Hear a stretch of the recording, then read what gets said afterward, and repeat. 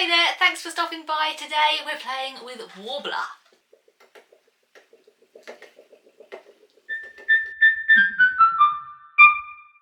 If you've not come across Worbla before, let me tell you what it is. It's a heat-activated plastic. It comes in sheets like this, just very boring, hard plastic. But once you heat it up, it becomes like magic. It becomes wibbly wobbly, malleable, and you can start sculpting it into pretty much anything that you want. You can make a heck of a lot of things with Worbla, and just to give you an idea of the scope of this stuff, this is the biggest thing that I've ever made with it. This was made for a theatre production of Cinderella, and it's part of the costume for the horses who pulled the carriage. The whole structure of this is mainly Worbla. There are parts which are, as you can see, wire mesh, and the main is foam and ribbon. But everything else on this, the eyes, the ears, the main structural elements of this were made with Worbla. I suppose I should put it on, shouldn't I? She's on. Ha ha ha. Is that a good horse noise? But there she is. Yes. Oh, work it, horsey. So what do you need to start playing with Worbla? Let's have a look. Firstly, you need a heat-proof surface to work on because you are going to be using heat. And if your table is going to burn, that's no good. That's no good for the table. You don't want that. I don't know what this voice is, but you don't want it. What I use to protect my work surface is a silicone mat. Ta-da! This is just essentially a baking mat. You can get them on Amazon, like really affordable. The great thing about these mats is that not only do they protect the table from burning, but also when the Worbla is at its hottest and stickiest, it won't stick to the table either. It will peel off from this mat, making it nice and easy. The other core thing that you need for working with Worbla is a heat source, and this is a heat gun. These are really handy. I think I got mine from Argos on nectar points. Yay, nectar points! The other handy thing that you can have, but which is optional, is kind of bendy, foamy stuff like this. This can be used inside the Worbla to strengthen it and make thicker sections. The last thing that you need is, of course, Worbla, and you can get this from various suppliers online. I think I got mine on Amazon, so if I find my supplier, I'll link it down below. But do check around for the best prices and the sizes that you need. I had loads of little scraps of Worbla that were left over from when I was making my horse's head, but the great thing about Worbla is that you can keep hold of your tiniest scraps and you can heat them up, mush them together, and they can become something new and live again. So let's go make something with these tiny scraps of Worbla and give them a new purpose in life. Ooh. The leaves curl up and brown, the birds find warmer ground, and every willow finds its pillow. Waves relinquish sound, although the skies turn cold and breezes followed suit. The autumn love that's cling to me will never bite the boot.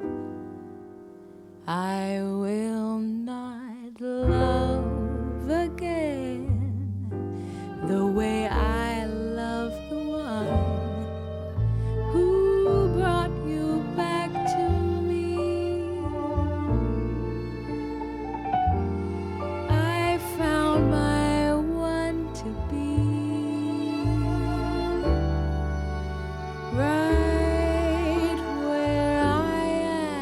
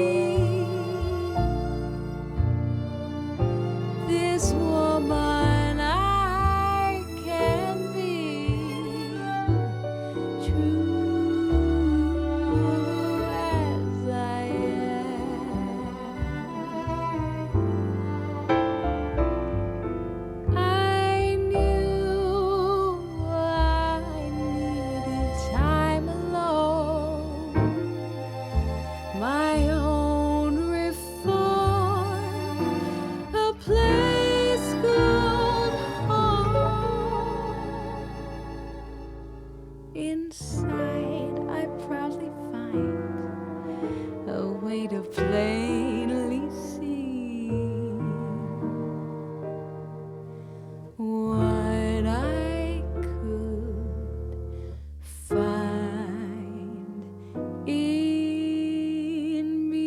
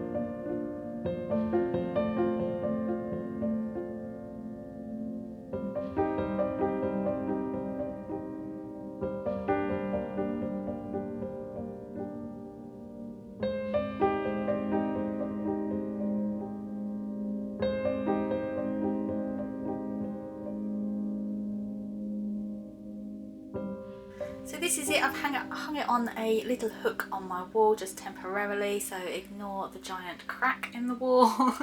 That's not the aesthetic we are going for, but yeah, here it is.